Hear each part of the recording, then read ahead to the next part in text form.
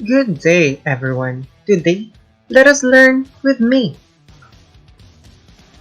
Today, we will talk about instructional materials and textbooks.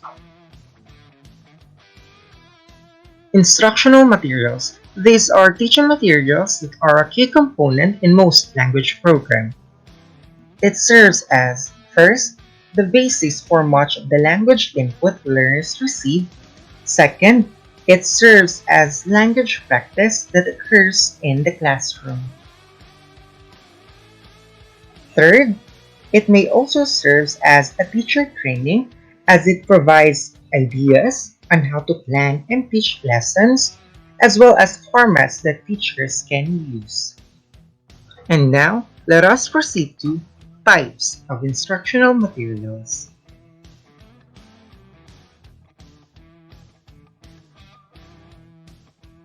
Number 1. Printed materials. Printed materials are written in text prepared and published commercially. This is a type of educational material used by most teachers. Examples: books, workbooks, and worksheets. Number 2. Non-printed materials. Non-printed materials consist of instructional materials other than printed matter. Examples are cassette, audio, films, tapes, and disc. Number 3.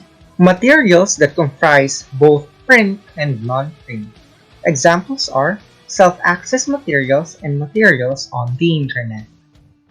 Conningsworth, 1995, summarizes the role of materials in language teaching. First, a resource for presentation materials.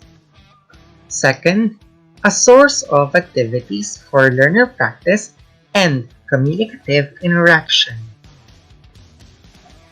Third, a reference source for a learner on grammar, vocabulary, pronunciation, and so on. Fourth, a source of simulation and ideas for classroom. Fifth, a syllabus. And lastly, a support for less experienced teachers who have yet to gain in confidence. On the other hand, Dudley Evans and St. John suggest that material serves the following function: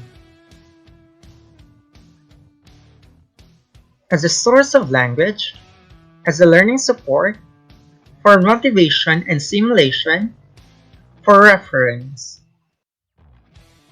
Now, let us compare authentic and created materials. Authentic material. It refers to the use in teaching of text, photographs, video selections, and other teaching resources that were not prepared for pedagogical purposes. Advantages claiming for authentic materials are Phillips and Shuttlesworth, 1978, Clark, 1989, and Peacock, 1997. Advantages: they have the positive effect on learner motivation. They provide authentic cultural information. They provide exposure to real language.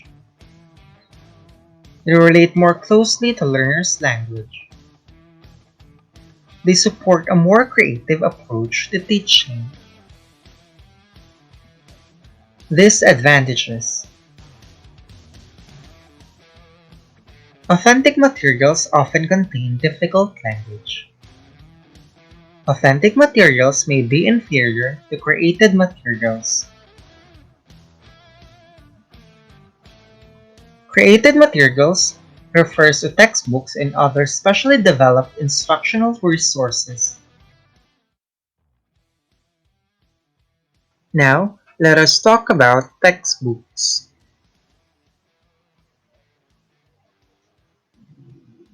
Textbooks are used in different ways in language program: as a reading textbook, as a writing textbook, a grammar textbook, a speaking textbook, a listening textbook. Let us proceed at the advantages and disadvantages of textbooks. Advantages: they provide structure and a syllabus for a program. They help standardize instruction. They provide a variety of resources. They are efficient. They can provide effective language models and inputs. They can train teachers. They are visually appealing. Disadvantages: they may contain inauthentic language. They may distort content. They may not reflect students' need. They can de-skill teachers. They are expensive. Now, let us talk about evaluating textbooks. Coningsworth, 1995, four criteria for evaluating textbooks. First, they should correspond to learners' needs. Second, they should reflect the uses of learners will make of the language.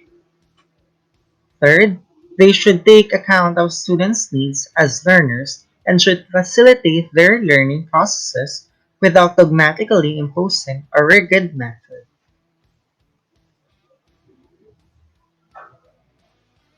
And lastly, they should have a clear role as a support for learning.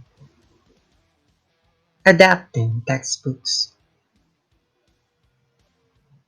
Dudley Evans and St. John 1998 suggest that a good provider of materials will be able to do the following. Select appropriately from what is available. Be creative with what is available. Modify activities to suit learners' needs. Supplement by providing extra activities.